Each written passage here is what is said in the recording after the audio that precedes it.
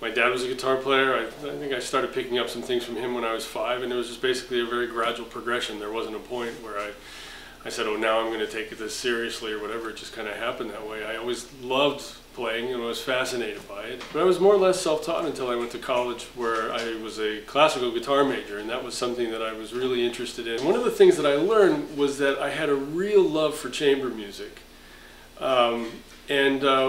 One of the things that I didn't like about being a classical guitar player was it's, more or less a solo repertoire. But here I was playing an instrument that was really a solo instrument, and as I got out of college and started working more and doing things, I came to realize that the electric guitar was really the instrument that I felt the closest to. And so there was no way for me to really reconcile that. And, I would sort of became a fan of chamber music from afar, but it wasn't really something that I found a way to engage myself in very much until I stumbled across the idea for this group.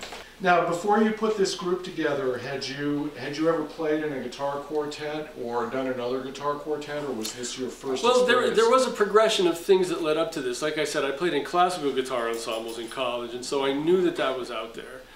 And there were a number of experiences that came up that sort of led me to putting this together.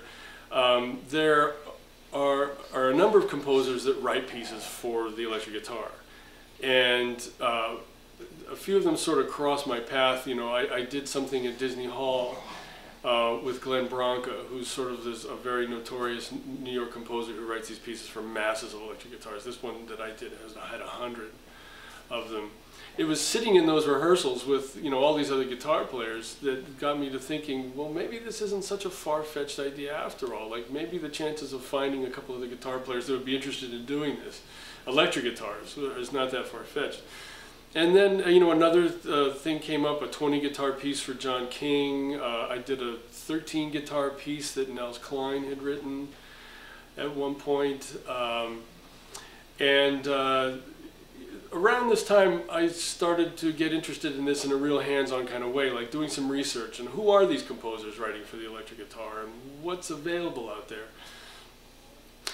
I became aware that there were a few people, not only Glenn, but a composer Pacific Northwest, I believe, named Steve Mackey, who does a lot of this kind of thing, and a composer in Montreal named Tim Brady, who I actually approached by email and had a number of great conversations with Tim. And he wrote a piece for 20 electric guitars, which I managed to get him to do at Red Cat downtown, and got a lot of friends on. And that was really about the time that I started to think pretty seriously about putting a group together of my own. It was when, in these conversations with Tim, where he was telling me, yeah, there's music out there, there's it just needs people to play it, and seeing the reactions from the electric guitarists that were in these various projects, that there seemed to be other guys that would be willing to do it too.